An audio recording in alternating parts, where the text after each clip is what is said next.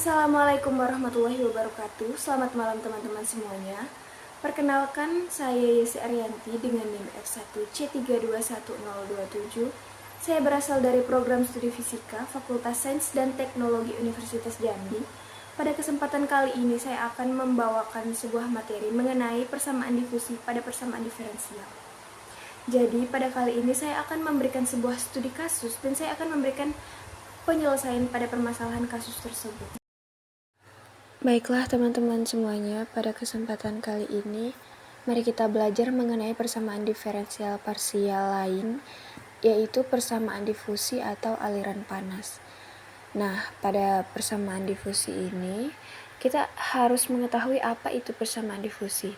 Persamaan difusi atau aliran panas merupakan persamaan diferensial parsial yang merepresentasikan berpindahnya suatu zat dalam pelarut dari bagian berkonsentrasi tinggi ke bagian yang berkonsentrasi rendah.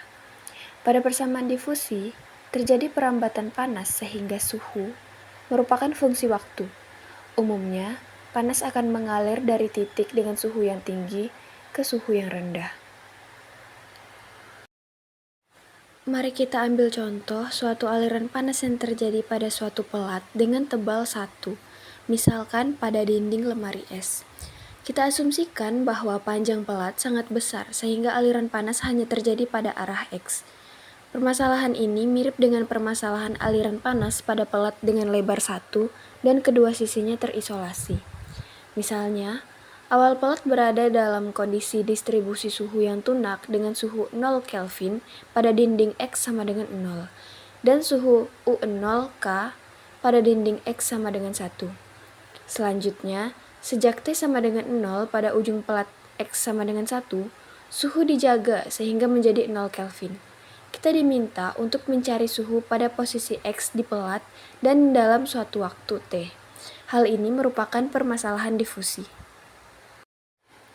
Secara umum, persamaan difusi dapat dituliskan dalam persamaan 1, yaitu 16 kuadrat U sama dengan 1 per alpha kuadrat parsial U per parsial T, di mana U adalah suhu dan alpha kuadrat adalah karakteristik material untuk dialiri oleh panas atau yang sering disebut dengan koefisien difusi. Langkah pertama yang kita lakukan adalah melakukan pemisahan variabel dalam fungsi ruang F dan fungsi waktu atau T. Untuk beda 3 dimensi maka berlaku persamaan 2, yaitu U sama dengan U dalam kurung X, Y, Z, T. Pemisahan variabel yang telah dilakukan dapat dituliskan dalam persamaan 3, yaitu U, X, Y, Z, T sama dengan F, X, Y, Z, dot T dalam kurung T. Kemudian kita melakukan substitusi persamaan 3 ke dalam persamaan 1, sehingga diperoleh bentuk persamaan 4, yaitu T 16 kuadrat F sama dengan 1 per alpha kuadrat F parsial T per parsial T. Selanjutnya, kedua ruas pada persamaan 4 dibagi dengan F kali T, sehingga diperoleh persamaan 5, yaitu 1 per F 16 kuadrat F sama dengan 1 per alpha kuadrat dikali 1 per T dikali parsial T per parsial T. Nah, pada persamaan 5 ini dapat kita lihat bahwa kedua ruas telah terpisah sesuai dengan fungsi masing-masing, yaitu ruas kanan merupakan fungsi ruang dan ruas kiri merupakan fungsi waktu. Karena masing-masing telah terpisah, maka ruas kanan merupakan suatu konstanta yang dapat dinyatakan ke dalam persamaan 6, yaitu 1 per F 16 kuadrat F sama dengan negatif K kuadrat atau min K kuadrat. Pada persamaan 6 dapat dinyatakan ke dalam persamaan 7, yaitu 16 kuadrat F ditambah K kuadrat F sama dengan 0. Untuk kasus satu dimensi atau hanya pada sumbu X, maka dapat dinyatakan dalam bentuk persamaan 8, yaitu parsial kuadrat F per parsial X kuadrat ditambah K kuadrat F sama dengan 0. Persamaan 8 memiliki solusi seperti pada persamaan 9, yaitu Fx sama dengan A sin dalam kurung Kx ditambah B cos dalam kurung kx. Selanjutnya dengan hal yang sama, maka pada ruas kiri yang mengandung variabel waktu, dilakukan pemisalan suatu konstanta seperti pada persamaan 10. Nah, persamaan 10-nya yaitu 1 per alpha kuadrat F parsial T per parsial T sama dengan min K kuadrat.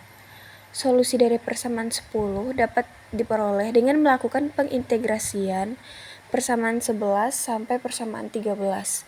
Persamaan 11 berbunyi dt per t sama dengan min alpha kuadrat k kuadrat dt. Persamaan 12 yaitu parsial dt per t sama dengan minus parsial alpha kuadrat k kuadrat dt. Persamaan 13 yaitu ln t sama dengan min alpha kuadrat k kuadrat t.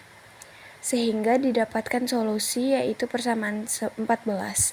T sama dengan E minus pangkat minus alpha kuadrat K kuadrat T. Jadi, solusi lengkap dari persamaan 5 merupakan perkalian dari solusi persamaan 9 dan solusi persamaan 14. Seperti yang dapat dilihat pada persamaan 15 yaitu U X T sama dengan A sin Kx ditambah B cos Kx dot E pangkat min alpha kuadrat K kuadrat T. Variabel A, B, dan K dapat diketahui dengan cara memasukkan syarat batas pada persamaan 15. Syarat batas pertama yaitu ketika berada pada tepi pelat dan saat bertemu 0, T, suhunya mencapai 0 Kelvin atau pada persamaan 16. Dengan substitusi syarat batas persamaan 16 ke dalam persamaan 15, maka dapat diketahui nilai variabel B yaitu persamaan 19. Dari proses persamaan 17, persamaan 18, dan persamaan 19, diperoleh bentuk solusi yang baru dari permasalahan difusi ini, seperti pada persamaan 20, yaitu U X T sama dengan A sin Kx dikali E pangkat min alpha kuadrat K kuadrat T. Syarat batas kedua yaitu ketika berada pada tepi pelat lainnya dan saat tertentu atau L, T, suhunya mencapai 0 Kelvin atau dapat dinyatakan dalam persamaan 21 yaitu U LT sama dengan 0. Substitusi persamaan 21 ke solusi persamaan 20, maka akan diperoleh nilai dari variabel K, yaitu seperti pada persamaan 25, yaitu K sama dengan NP per L. Nah, substitusi persamaan 25 ke dalam persamaan 20, sehingga diperoleh solusi dalam bentuk persamaan 26 yaitu U X T sama dengan sigma N AN sin NP per LX dikali E pangkat minus alpha kuadrat NP per L kuadrat dikali T. Syarat batas ketiga yaitu menunjukkan kondisi awal suhu di sepanjang pelat atau pada sumbu X. Kondisi awal dari sumbu X dapat diketahui dengan substitusi kondisi awal atau T sama dengan 0 pada persamaan 27 ke dalam persamaan 28 sehingga diperoleh persamaan 30.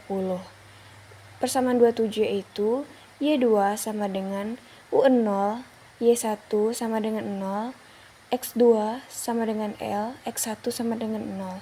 Kita substitusikan ke dalam persamaan 8, yaitu kepada persamaan 28 yaitu Y2 dikurang Y1 per Y kurang Y1 sama dengan X2 dikurang X1 per X dikurang X1.